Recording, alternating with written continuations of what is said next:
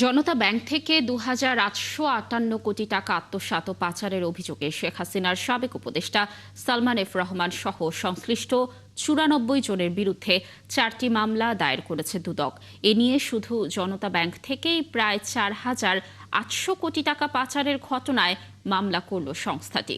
বৃহস্পতিবার দুদক মহাপরিচালক আক্তার হোসেন জানান, তদন্তের অগ্রগতির সঙ্গে সঙ্গে পর্যায়ক্রমে আরও একাধিক মামলা ও চার্জশিট দাখিল করা হবে। দর্শক, ইমতিয়াজ সনির প্রতিবেদনে দেখুন বিস্তারিত।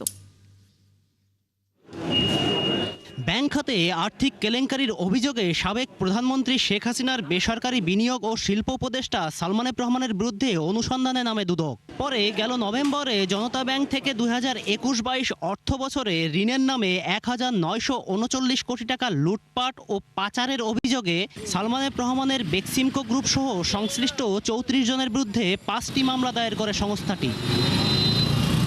এবার আরও ২,৮৫৮ কোটি টাকা আত্মসাৎ ও পাচারের ঘটনায় সালমান এফ রহমান সহ ৯৪ আসামির বিরুদ্ধে ৪টি মামলা করেছে দুদক। এ নিয়ে জনতা ব্যাংক থেকে প্রায় ৪,৮০০ কোটি টাকা পাচারের প্রমাণ পেয়েছে সংস্থাটি, দাবি মহাপরিচালকের। অনুসন্ধানকালে সেই অপরাধ প্রমাণিত হয়েছে। এই কারণে বেক্সিমকো গ্রুপ, জনতা ব্যাংক এবং অন্যান্য যে সিস্টার কনসার্ন সেই মালিক যে প্রতিষ্ঠানে যারা স্বত্বাধিকারী রয়েছেন তাদের সকলের বিরুদ্ধে ৪টি মামলা রুজু করা হয়েছে। এই ৪টি মামলায় আত্মসাৎকৃত অর্থের পরিমাণ হচ্ছে ২,৮৫৭ কোটি ৯৩ লক্ষ ১২,৯৪১.৩৫ কোটি টাকা। শেয়ার বাজারে কারসাজি ও আরও অর্থ পাচারের অভিযোগে তদন্ত চলমান রয়েছে বলেও জানান তিনি।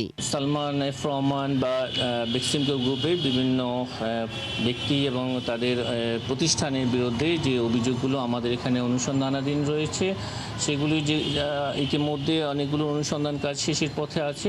এদিন ১৮.৫ কোটি টাকার অবৈধ সম্পদ অর্জনের অভিযোগে চট্টগ্রাম সিটি কর্পোরেশনের সাবেক কাউন্সিলর জিয়াউল হক সুমন ও তার স্ত্রীর বিরুদ্ধে মামলা করেছে দুদক। ইমতিয়াজ সনি, ৭১, ঢাকা।